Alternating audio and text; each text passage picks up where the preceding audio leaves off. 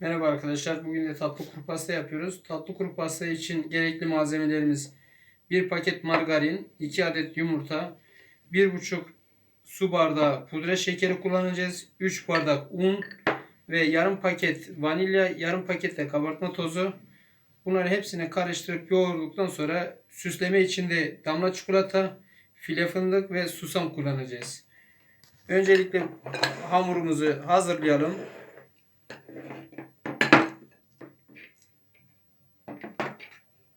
Ve 2 bardak unumuz, yarım bardak pudra şekeri burada ilave hazırdır.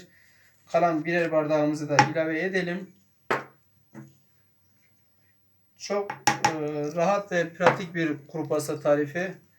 Evde herkesin yapabileceği bir tarif olacak bu. Bütün malzemeyi hepsini karıştırıp sadece yoğurmak kalıyor.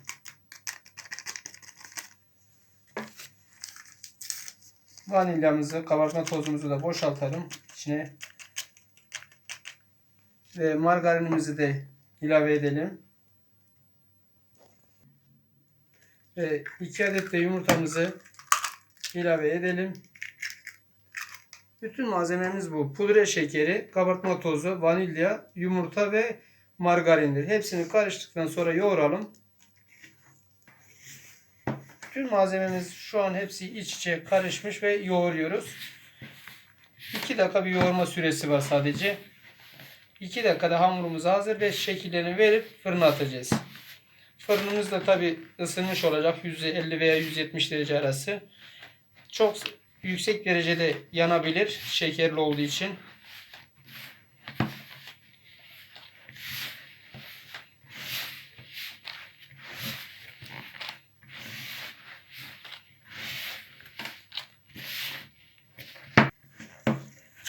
Evet, hamurumuz hazır. Zaten tatlı kurabiye hamuru ele yapışmaz.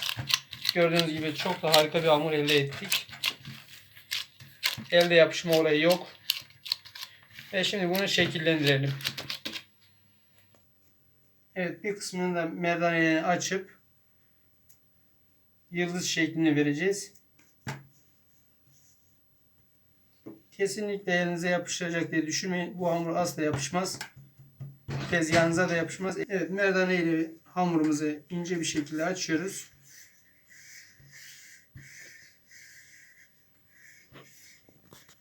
Evet, şu şekil yeterli bize. Ve yıldız kalıbımızı da üzerine bastırıp şöyle yıldız şeklinde çıkacak.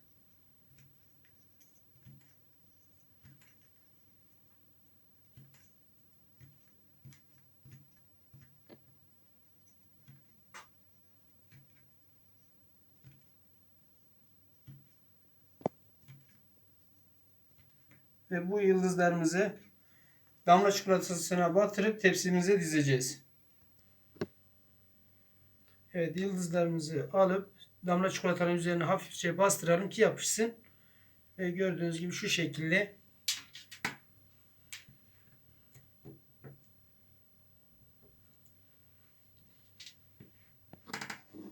Evet, kalan hamurumuzu da fındıklı böyle kesip ceviz büyüklüğünden biraz daha ufak olabilir. Fındığın üzerine bastıralım. Bu şekilde.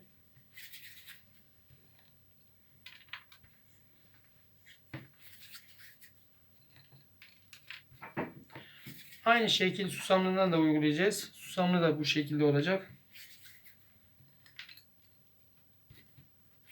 Bunların pişirme süresi de 8-10 dakika arasıdır. 8-10 dakikada fırında da pişer.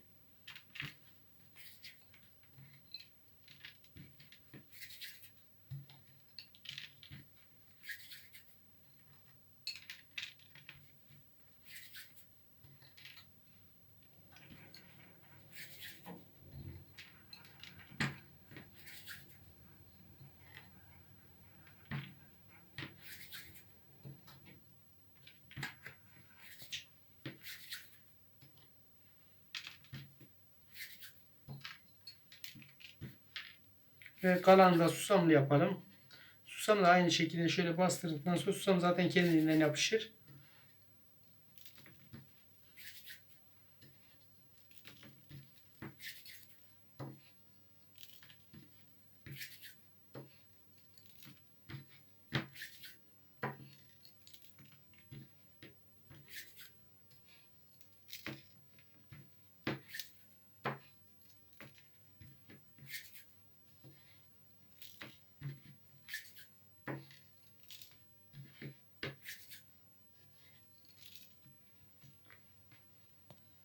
Evet arkadaşlar, kurabiyelerimiz gördüğünüz gibi hazır ve ısıttığımız fırına atıp pişiriyoruz. Evet, fırınımız da hazır ve fırına atalım. Fırınımızın kapağını da kapatıp pişirelim artık.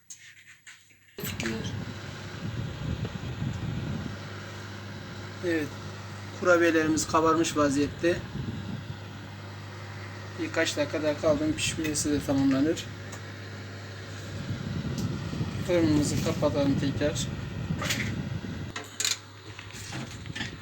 Evet, kuru pastalarımız pişmiş. Evet, fırından çekelim.